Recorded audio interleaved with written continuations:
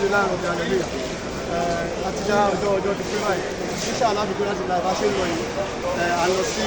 ìlú Jeddah state ẹjọ́ gbogbo apátápátá mo pé láti explain lórí group bí ìrìn àjò wa ti lọ bí àwa tá a wà lórí Ethiopian Airlines so àwa máa dé Jeddah ní 6 o'clock so arrangement ìrìn wa ó yàtọ̀ sí tàwa yòókù so àwa tá a wà lórí Qatar Airways tá a bá ti dé Jeddah ẹjọ́ tó lọ ẹ jẹ́ ká tẹ̀lé ẹni tó lè ju wa àwa ń bọ̀ lórí second batch lórí Emirates Airlines so Alhaji Shehu KLM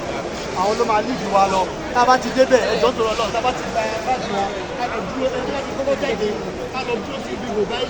tẹlifíṣọ̀ a máa rí tá a bá jáde nínú bẹ̀ lọ́wọ́ òsì tá a bá ti jáde báyìí ẹjọ́ tó lọ ibi kọ́sọ́ ní kí wọ́n wá lọ ibẹ̀ ẹni ká lọ dúró sí sódà àtàwọn á lè coordinate láti lè lọ pé mọ́tò wa tabalẹ̀ ti gẹ́gẹ́ bí mo ṣe sọ ẹ jẹ́ ká jẹ́ kí ìran plot wa ó wà nínú hand luggage ó wà handy ẹ tó bá dẹ̀ fẹ́ fi tẹ̀ sínú checking bag náà kó má jẹ́ bọ́dọ̀ ẹ̀ jìn because tá a bá ti dé Jeddah láti Jeddah mọ́tò tó bá gbé wa ó gbé wa lọ sí Mikot straight wọ́n jí ìlà ìṣàlá lọ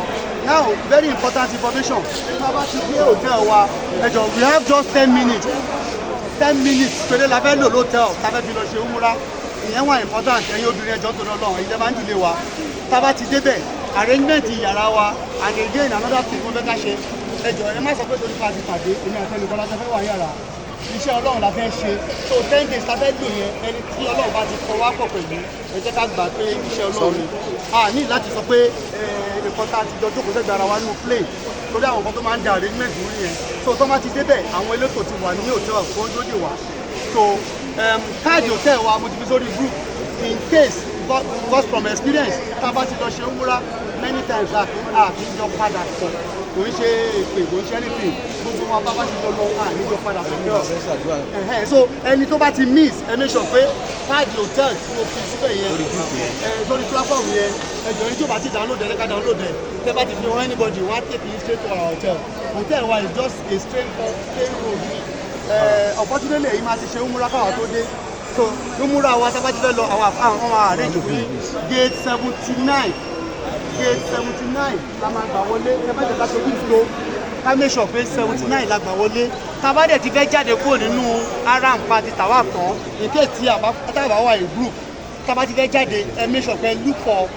King Fahd Gate no nínú ilé wọn kọ 79 sí ìgbọ̀ wọn kọ King Fahd Gate oníta àti wọlé ẹni 79 wọ́n dẹ̀ tó kọ King Fahd sí láti wọlé láti jáde láti lọ aram King Fahd Gate lọ́kọ̀ sí ẹ má yẹ ká gbàgbọ́ mi because gbogbo ẹ jọra wọn àwọn òbí ti bá débẹ̀ náà máa dé ìyẹn ló máa ń jẹ́ káwọn èèyàn sọnù so ká make sure pé King Fahd Gate lágbà jáde padà tábàlẹ̀ ti jáde tá a ti rìn sí títì báyìí straight nílé wa it's just like 5 minutes walk in case táwa fẹ́ rìn ẹni tó bá fẹ́ wọ mọ́tò 5 riyal má gbé yín ìgbà míì èèyàn méjì 5 riyal so ẹjọ́ tó lọ lọ ìyẹn wà important tábà ti dé hotel ẹ kàn gbé báàgì sílẹ̀ so tábà dẹ̀ ti lè tábà ti kúrò ní Jeddah tá a ti lọ sí Mikot tá a ti gbé ìram àwọn nǹkan tí a gbọ́dọ̀ ṣe ó pọ̀ àfa ṣéwù máa sáré sọ fún wa briefly sí tó dẹ̀ wà important because ẹni tó bá ti ṣe gbogbo múra ta fẹ́ ṣe Ọlọ́run àgbà múra wa o ìmúra yẹn ò valid so àwọn nǹkan tó bá ti sọ pé àgbọ̀dọ̀ ṣe yẹn a ní láti make sure pé from that moment a ti wọ ìram plot yẹn a ti di ẹni ọ̀wọ̀ a ti di àgbọ̀dọ̀ ṣe àwọn nǹkan yẹn ṣéwù briefly. ẹ máa wọ kámẹ́rà please. alhamdulilayi salamu alaykum wa rahmatulahi wa barakatuh. wa alaykum salaam wa rahmatulahi. alhamdulilayi asalaamu alaykum wa rahmatulahi wa barakatuh. Aleykum salaam wa rahmatullahi wa barakatuh. kí Ọlọ́run àti ọlá rẹ̀ kó máa bá ẹni tó ní aṣáájú ọ̀dà nàbọ̀ Muhammad sallallahu alayhi wa sallam. àlékún àánú Ọlọ́run lórí iléeṣẹ́ wa Al-Atiq travel and tours chairman wa CEO Alhaji Mutiullah Adewale Badmus gbogbo ẹ̀mí àti àlàáfíà rà pẹ̀lú gbígbàdúrà olùwàmọ́sàbà ṣe fún wa umura Ramadan 2025 la fẹ́ gbéra pẹ̀lú ìyọ̀ǹda Ọlọ́run àti àtìlẹ́yìn ànábọ̀ Muhammad a fẹ́ gbéra pẹ̀lú bismillah olùwàmọ́sàjà agúnlẹ̀ pẹ̀lú alhamdulillah à ń lọ láti lọ ṣe ìbádà àkọ́kọ́ ní àníyàn lórí àníyàn yẹn tẹ́kù wà ó lékún tó ń pè ní ìbẹ̀rù Ọlọ́run ká lọ pẹ̀lú ìbẹ̀rù Ọlọ́run so inshallah rahman dídé Mọ́kà wa lákọ̀ọ́kọ́ so a máa lọ gbé ìrọ́mù wa níbi ìkọ́ọ̀tì tàwọn ará Mọ́kà which is masjidu Aisha tàbá tí kò ń bẹ̀ yẹn a máa ya hòtẹ́ẹ̀lì wa a máa gbé àwọn ẹrù wa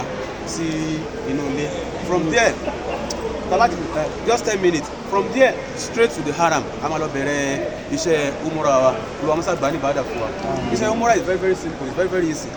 because wọ́n ní kí ni yàtọ̀ tí ń bẹ láàrin hajj àti umura wọn náà lè kú fún fil Arafa tó wà ní dúró ní Arafa lẹ́yìn pàkàtà ziyara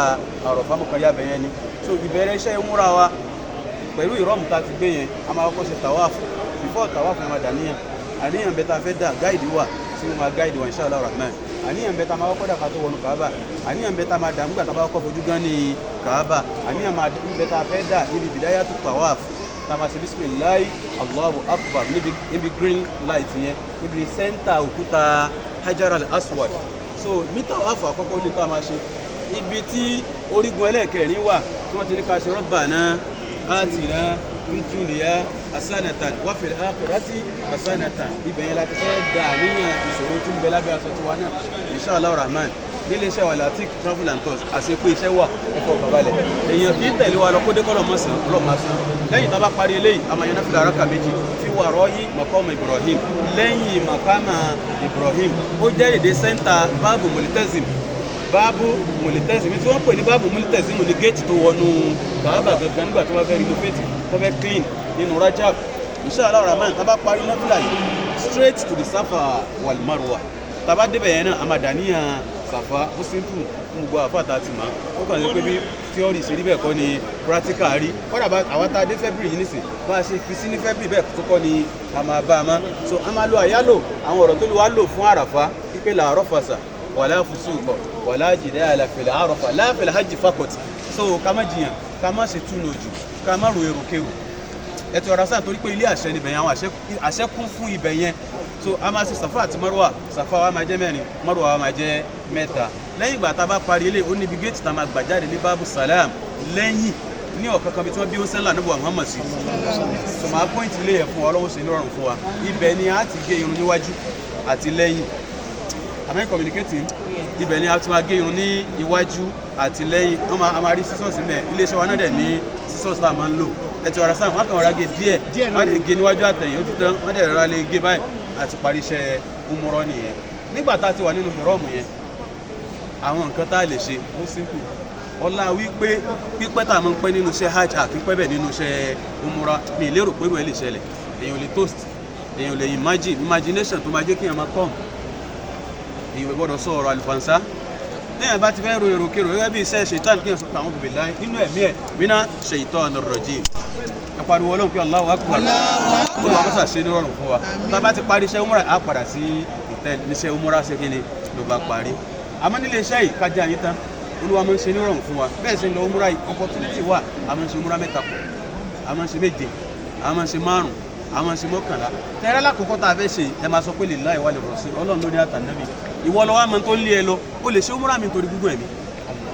o lè ṣe umrah mi torí ogun kan tó ń bẹ ẹjà lábẹ́ aṣọ má waste owó adúró owó tẹ́ kó kalẹ̀ yẹn utilize ẹ̀ mọ́sọ̀lẹ́ má ya fọ́tò nìkan má ra mílò lọ umrah ẹ pariwo Ọlọ́run bá dé wàá wá kútọ̀ ohun ìpadà dání ẹ̀kọ́ fẹ́ lọ ṣiṣẹ́ má lọ mọ̀ sùn sí hòtẹ́ẹ̀lì àwa máa pè yín pa ẹni tó bá ní lágbára àní sọ pé by force àbí kó a sọ pé compulsory eléyìí tá à ń lọ ló compulsory everybody aláwọ̀kọ́ tá a fẹ́ lọ ṣùgbọ́n èyí tó kù a kàn lè sọ pé a ní umrah lálẹ́ yìí o ẹ ti ọ̀rá sáà ní sìkẹ́ẹ̀dẹ̀ jọ ká máa wà papọ̀ gbogbo àwọn kátà fẹ́ mọ̀ kátà fẹ́ mọ̀ fi gáàdì tó ti wà umrah ṣẹ́gun ọ̀tá mi tá a máa ṣe gbogbo ẹni tó ní báwa ṣe lọ yẹn òun ti múra wẹrẹ wa kalẹ̀ nílé kò mọ̀ pé iléeṣẹ́ Lateef ló ń bá lọ ni kó tó délé báyìí Ọlọ́run àti wáṣẹ́ fọ́tà ẹ̀ umrah pé kọ́lọ̀ ń ṣìnà fún yàn ń bẹ tá a máa ṣe umrah gbogbo ẹ̀mí ń bẹ tá a máa ṣe gbogbo ilé yẹn wọ́n ti parí àṣẹ síbẹ̀ ibẹ̀ náà Ọlọ́run ti máa ń yanjú ọ̀pọ̀lọpọ̀ rọ̀ gbogbo àwọn tá a ti jọ lọ wọn regret Olúwa ti di fún wa Olúwa láàánú jùlọ ó sà di fún wa ní rọrùn àgbàkọ̀ ọ̀la fún àti fàyà kún wájú Ọlọ́run wọn la gbára Ọlọ́run inshallah rahman tó bá ti kù bí ẹ̀ta fẹ́ máa lọ́sìn àdúrà téèyàn máa ń ṣe nígbà tá a bá fẹ́ bẹ̀rẹ̀ ìrìn àjò a máa wí bóyá ẹ̀kan bóyá ẹ̀mẹ́ta àníyàn náà ni máa ń ṣíwájú sí àbí ká wí ní sinai ẹni bismillahir rahmanir rahim máṣe Allahu akbar lẹ́ẹ̀mẹ́ta. Allahu akbar, Allahu akbar, Allahu akbar.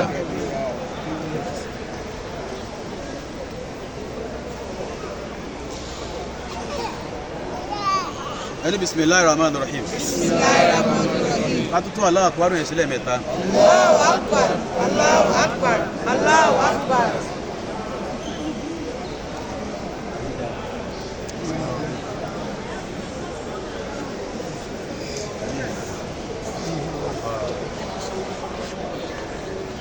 ẹni bismillahir rahmanir rahim. Bismillahir rahmanir rahim. subhanalladhi سخر لنا هذا وما كنا له مقرنين وإنا إلى ربنا لمنقلبون اللهم إنا نسألك في سفرنا هذا البر والتقوى وبالعمل الصالح يا الله يا عزيز يا غفار يا رب العالمين ربنا تقبل منا إنك أنت السميع العليم آمين بك آمين ولا حول ولا قوة إلا بالله. Ọlọ́run kò ṣe ní rọrùn fún wa o.